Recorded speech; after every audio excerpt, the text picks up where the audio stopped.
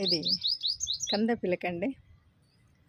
మనం జనరల్గా పూజల్లో వాటిలో కంద పిలక పెట్టాలంటారు కదా, మనం వండుకునేటువంటి కంద.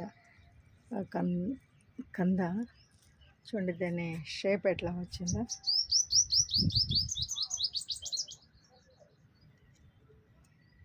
చిన్న ప్లాస్టిక్ కుట్టీలో ఉంది, అడుగున గడ్డ.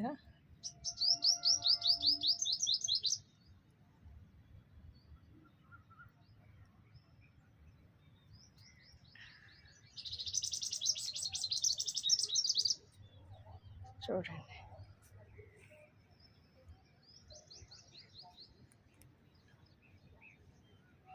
మనకి ఈ ముక్క వచ్చిందంటే కింద బోల్డ్ అంతా గడ్డ ఊరుతుందండి.